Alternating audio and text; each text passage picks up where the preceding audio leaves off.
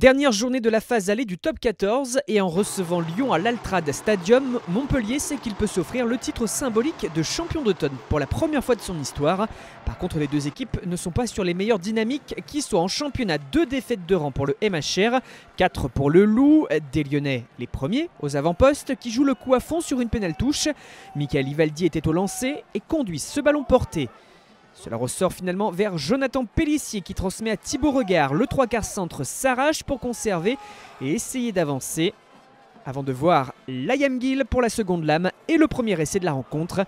C'est donc Lyon qui prend le score et marque sur sa première occasion nette. Montpellier écueilli à froid à l'image de son coach des arrières Alex King, mais les Montpelliérains ne tardent pas trop à réagir. Ils s'efforcent de mettre du rythme, de faire les bordures dans les regroupements avec Benoît Payog et Louis Picamol qui évite les plaquages de Gomez Codella, Pélissier puis Butin pour s'en aller marquer à son tour un essai. Tout en puissance, un capitaine plein de détermination sur cette initiative et qui donne de sa personne. Il part des 25 mètres et rafute 2 adversaires avant de plonger malgré une dernière tentative de plaquage.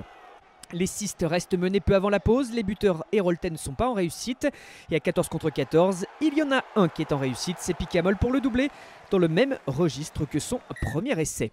À la mi-temps, Montpellier mène difficilement face à Lyon 10-7, notamment grâce à cet homme, sous les yeux d'un Aaron Cruden blessé. On disait du premier acte qu'il était disputé sur un rythme soutenu, le second débute sous les mêmes auspices, le MHR est à la manœuvre, Payog qui tourne toujours ses départs au ras. Et une défense du Loup qui n'est pas forcément vigilante, ce qui permet à Timothy Nagusa de ramasser pour s'en aller marquer l'essai sans opposition. L'ailier fidjien venu pallier le forfait de Henri Himmelmann juste avant la rencontre. Une avance de +10 pour les locaux, mais les visiteurs sont dans le coup. Encore une pénale touche, c'est bien capté, surtout bien combiné avec 2 avants pour donner à un joueur lancé, en l'occurrence Thibaut Regard qui prend l'intervalle et permet à son équipe de revenir à 3 points après la transformation. Verne Cotter songeur, Lyon revient à 17 partout à 11 minutes du terme.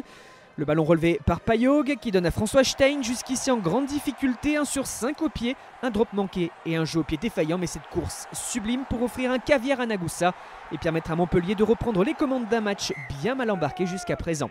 Pour preuve, une prestation en touche compliquée avec 5 ballons volés par Lyon, mais un François Stein métamorphosé. À l'image de son équipe, c'est encore lui qui remonte ce ballon après avoir essuyé des sifflets durant une grande partie de la rencontre, qui pousse au pied et qui voit Nagusa plus rapide pour s'en aller marquer un triplé, son 5e essai de la saison après son doublé à Bordeaux-Bègles. Le break est fait.